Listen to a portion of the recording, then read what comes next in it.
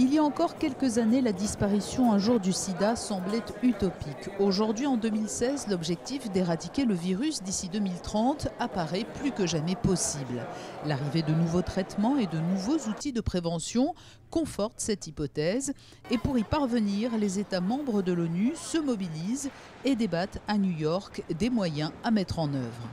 D'abord, moi, je pense qu'il est très important de dire au monde que la solidarité globale nous a aidés à faire la différence. Il faut se rappeler qu'il y a quelques années de cela, il n'y avait aucun espoir. La plupart des pays africains, dans les hôpitaux, lorsque je voyageais, étaient remplis de gens qui mouraient sur leur lit.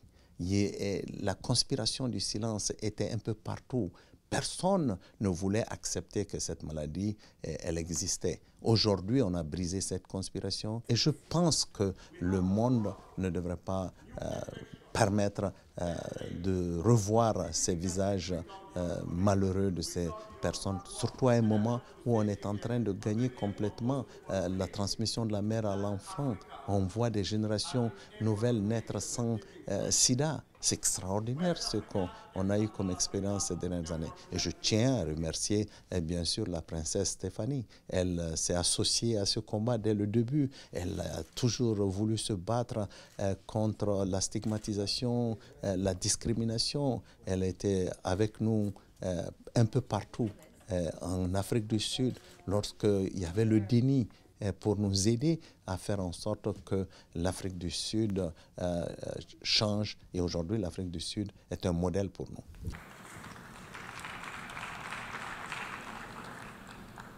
Nous sommes réunis aujourd'hui pour parler de la fin du sida. Est-ce une perspective à portée de main? Réussirons-nous sans vaccin à la force de notre seule volonté? Je veux le croire, oui, au regard de tout ce que nous avons réalisé en quelques décennies. Mais il est également temps de se mobiliser de nouveau pour trouver des solutions qui permettront de dire aux générations futures qu'au début du XXIe siècle, l'humanité a éradiqué en quelques décennies et sans vaccin une maladie meurtrière.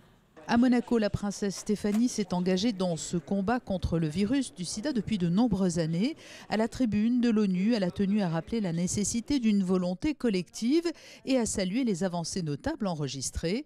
Elle a également pu s'entretenir avec le secrétaire général des Nations Unies, un moment privilégié au cours duquel Ban Ki-moon a tenu à la remercier pour son engagement en tant qu'ambassadrice de bonne volonté de l'ONU-SIDA.